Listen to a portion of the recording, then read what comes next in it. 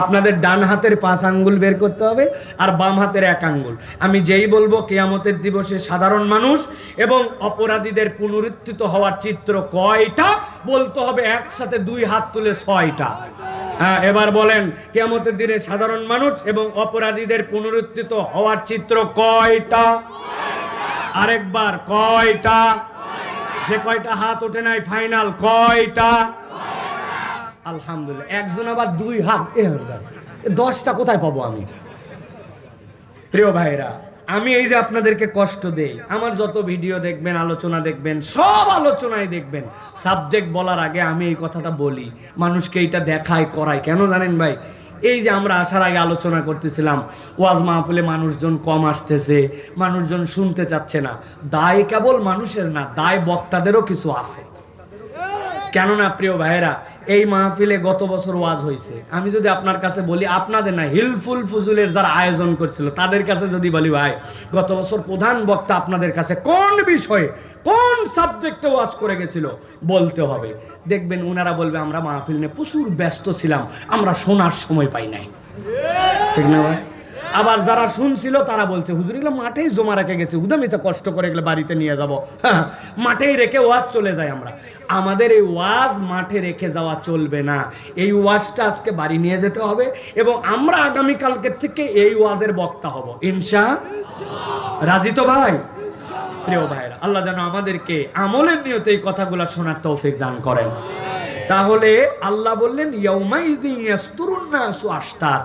আল্লাহ বলছেন ওই দিন মানুষ বিভিন্ন দলে প্রকাশ পাবে। এই যে বিভিন্ন দলে প্রকাশ পেল, আল্লাহ এর দ্বারা বুঝাতে চান যে হাসরের দিনে কৃতকর্ম আল্লাহ দেখাবেন, আমলনামা দেখাবেন। আল্লাহ রাব্বুল আলামিন তাদেরকে আল্লাহর সামনে হাজির করবেন। আল্লাহ বলছেন এই মানুষগুলা তাদের আমলনামা দেখবে এবং বুঝবে যে আমি কোন দলের মধ্যে। আমরা এই 6 দলের দীর্ঘ বর্ণনা দেব না, কোরআনের আয়াত থেকে আমরা কেবলমাত্র আল্লাহ রাব্বুল আলামিন যে চিত্রগুলা এঁকেছেন এবং তাদের যে দোষ বর্ণনা করছেন, আমাদের জীবনে দোষ থাকলে আজকে তওবা করব, আল্লাহ এই দলের মধ্যে আমি থাকতে চাই না। ঠিক না? আমরা জেনে চলে যাব ইনশাআল্লাহ। একটু দিল দিয়ে কলিজা উন্মুক্ত করে দিয়ে কথাগুলা শোনেন। আল্লাহ রাব্বুল আলামিন সূরা আম্বিয়ার মধ্যে প্রথম মানুষদেরকে বলছেন, সূরা আম্বিয়া শুরু করেছেন আল্লাহ এইভাবে। আল্লাহ বলছেন ইকতারাবা লিন-নাসি হিসাবুহুম ওয়া হুম ফি গাফলাতিম মুরিদুন।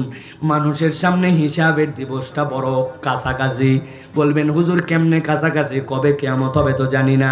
কিয়ামতের যে ডিউরেশন আল্লাহ বর্ণনা করেছেন, দুনিয়ার 50,000 বছর ওইখানে একদিনের সমান। তাহলে আপনার আমার হায়াত দিয়ে যোগ বিয়োগ ক্যালকুলেটরে করে দেখেন, আপনি হিসাবের মধ্যে মিলাতে পারবেন না। কিয়ামতের তুলনায় আমার আপনার জিন্দেগি কারো 1 মিনিট, কারো 1.5 মিনিট, কারো 5 মিনিটের বেশি নয়। ঠিক না? আল্লাহ বলছেন তাদের হিসাব তাদের সামনে। কিন্তু এই মানুষগুলোর চরিত্র কি? ওয়াহুম ফি গাফলাতিন মুরিদুন। আল্লাহ বলছেন জানে সব, তারপরেও তারা মুখ ফিরায় রাখে, শুনে সব, তারপরেও কথা কানের মধ্যে ঢুকায় না। আল্লাহ বলছেন অতএব কথা যেইটা শুনবা মুখ না ফিরাই দিয়ে দিলের মধ্যে ঢুকায় কথা শোনো। আল্লাহ বলছেন ওই দিন যাওয়ার পরে প্রথম যে চিত্র দেখতে পাবেন আপনি নবী আপনার উম্মতকে সেটা জানাই দিয়ে রাখেন। 1 নম্বর একদল আল্লাহর সামনে উঠবে যাদের কণ্ঠস্বর রুদ্ধ হয়ে যাবে আর তাদের চোখগুলা বিস্ফোরিত হয়ে যাবে। আল্লাহু আকবার। আল্লাহ কোরআনে বলছেন কি তাদের অপরাধ, এই দলকে আল্লাহ কেন আলাদা করবেন, সব মানুষের থেকে তাদেরকে আলাদা করবেন। আল্লাহ বলছেন কোরআনুল কারীমের মধ্যে ওয়ালা তাহসাবান্নাল্লাহা গাফিলান আম্মা ইয়ামালুজ যালিমুন।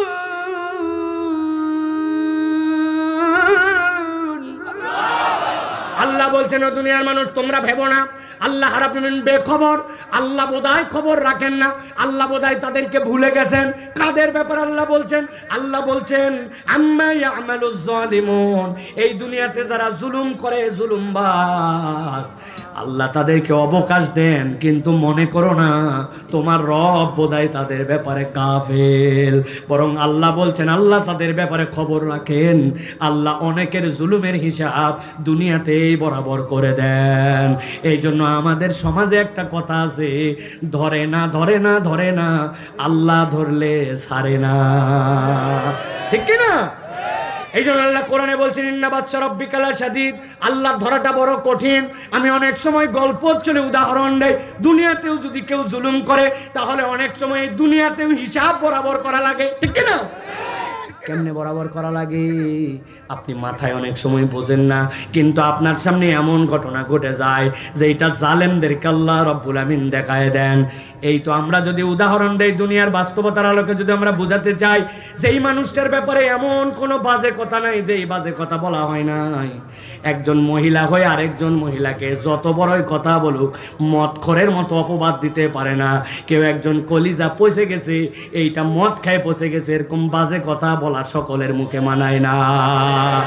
কিন্তু এর থেকে নিকৃষ্ট কথা যা ইচ্ছা তাই বলে গেছে আল্লাহ রাব্বুল আমিন। কিন্তু দুনিয়ার বুকে আপনাকে আমাকে চোখে আঙ্গুল দিয়ে দেখাই দিয়েছেন এই জুলুমের কিন্তু আল্লাহ রাব্বুল আমিন প্রতিকার করেন, ঠিক না?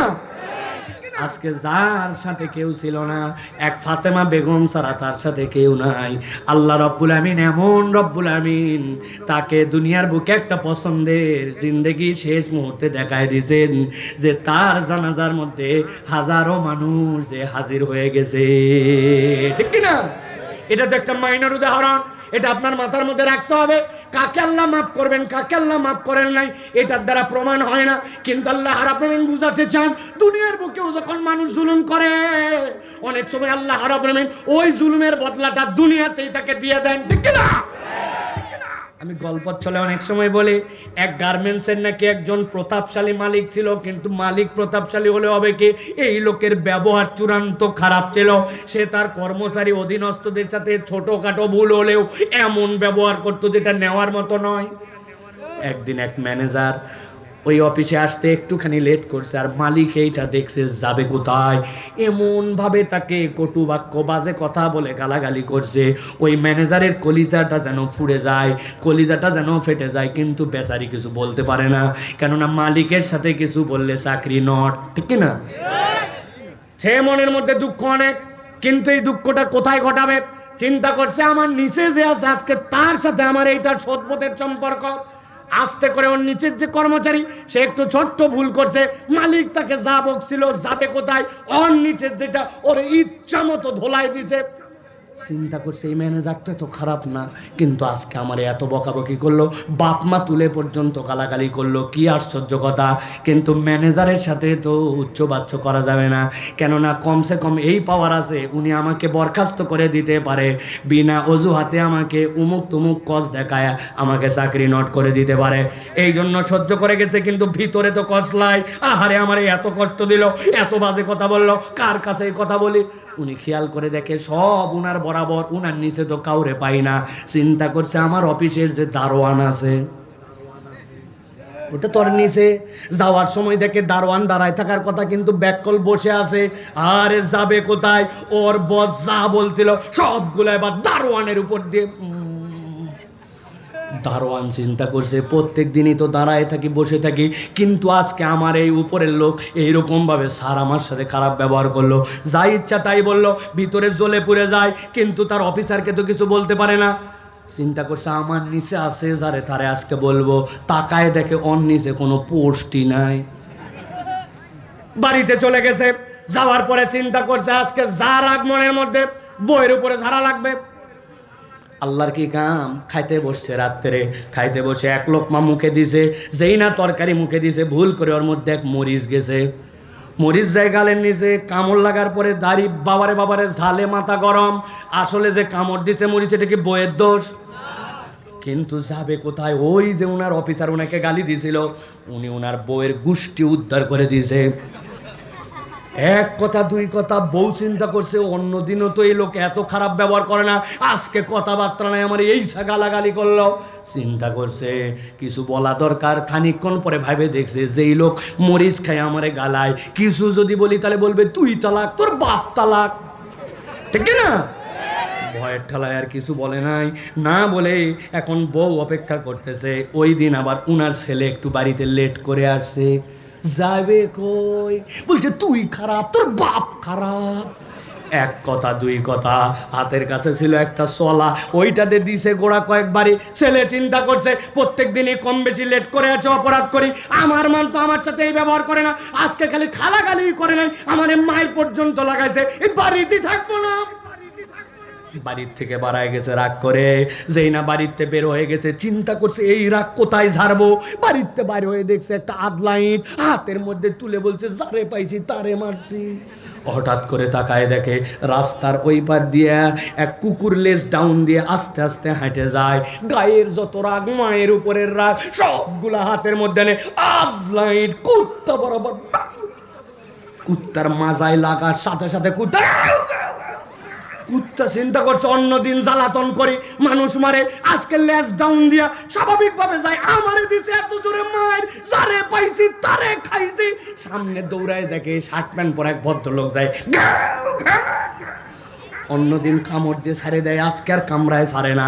এলাকার লোকজন আসে পিটায়া পাটায়া কুত্তা বিদায় করে, ওই লোক যার পায়ে কামড় দিচ্ছে তারা বলছে ভাই আপনারে তো চিনলাম না, পরিচয় কি? বলছে ওই যে বড় গার্মেন্ট যেটা আছে ওটার মালিক।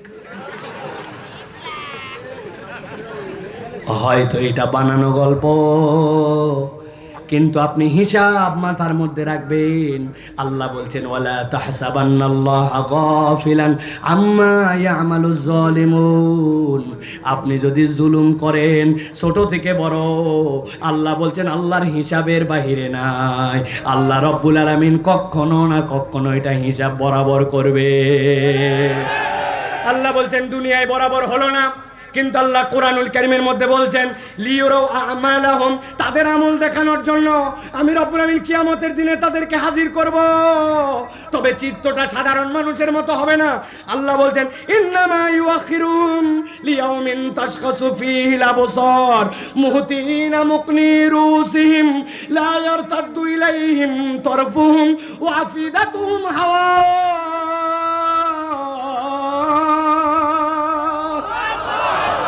আল্লাহ বলছেন কিয়ামতের দিন আল্লাহ তাদেরকে হাজির করবেন। দুনিয়ায় তোমার হিসাব বরাবর হয় নাই। ইন্নামা ইউআখিরুহুম লিয়াউমিন তাশখাসু ফীহিল আবসার, আল্লাহ বলবেন তাদের চোখগুলা সব কোঠর থেকে বের হয়ে যাবে, লোকজন দেখেই বুঝবে আরে এই লোক তো সেই লোক, এই গ্রুপতে সেই গ্রুপ যারা দুনিয়ার বুকে জুলুম করে আসছিল। তাশখাসু ফীহিল আবসার, চোখগুলা কোঠর থেকে বের হয়ে যাবে।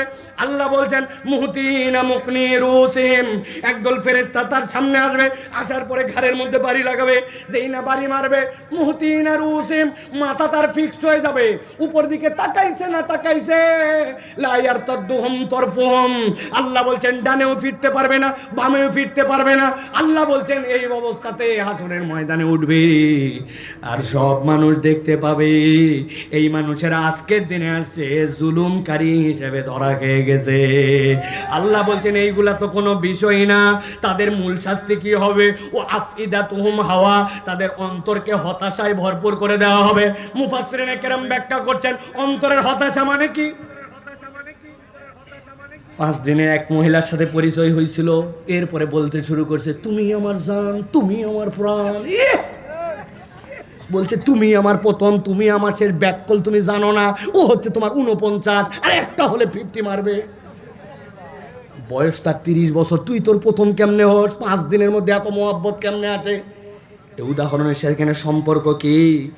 ওই মহিলার সাথে আপনার সম্পর্ক নষ্ট হয়ে গেছে, আপনার মন হতাশ, আপনার মন ভালো লাগে না, দুনিয়া বেকার বেকার মনে হয়, বিড়ির ভিতরের মাল ফেলে গাঁজা ভরে খায়, আছে না? না, দুনিয়ার এই হতাশার সাথে ওই জালেমদের হতাশা মিলবে না। আল্লাহ বলছেন ও আফিদাতুম হাওয়া, ওই মানুষগুলার অন্তর হতাশ। ব্যাখ্যা কি জানো? আল্লাহ রাব্বুল আলামিন কিয়ামতের দিনে কত ইমানদারদেরকে ডাক দিবেন, ইমানদার এদিকে আসো, ইমানদার আল্লাহর সামনে আসবে।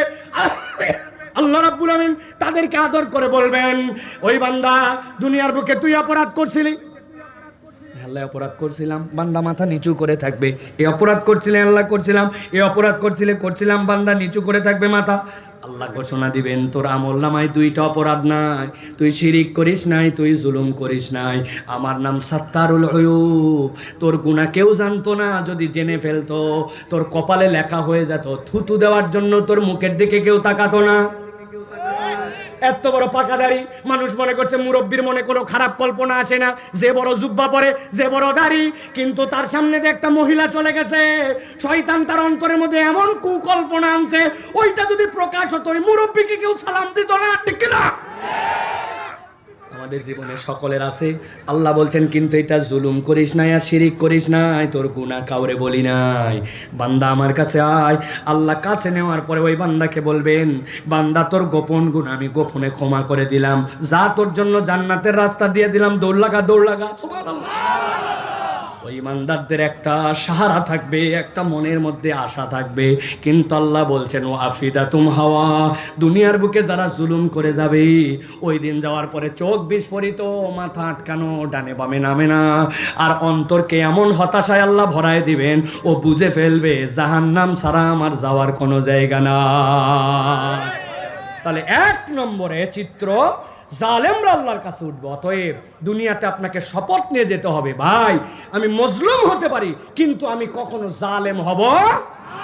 আমাদের জালেম বললেই এই ভাইদের কনসেপ্টের মধ্যে সরকার, বিগত আইন, বিচার, এইগুলাই চলে গেছে।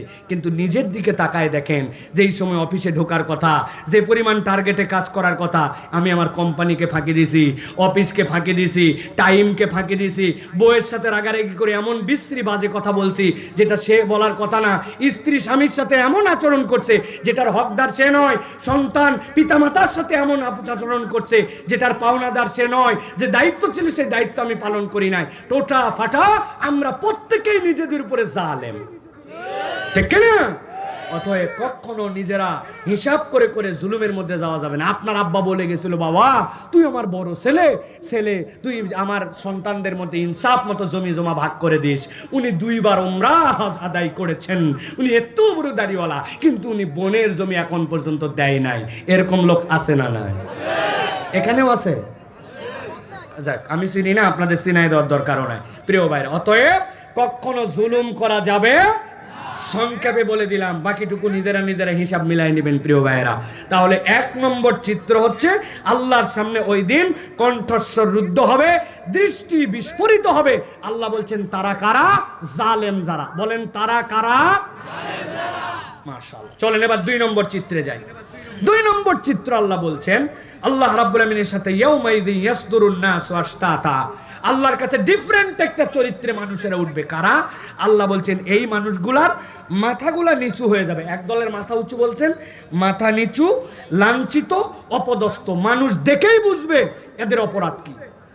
আল্লাহ রাব্বুল আমিন কোরআনুল কারীমের মধ্যে বলছেন, নবী যদি আপনি ওই দিন দেখতে পাতেন কাদেরকে, দুনিয়ার বুকে এক দলকে আপনিই দেখেছেন, দুনিয়ার বুকে ঈমান আনার কারণে দুনিয়ায় সামাজিকভাবে তাদের অত মূল্যায়ন ছিল না। দুনিয়ার বুকে যেই মানুষগুলা ইসলাম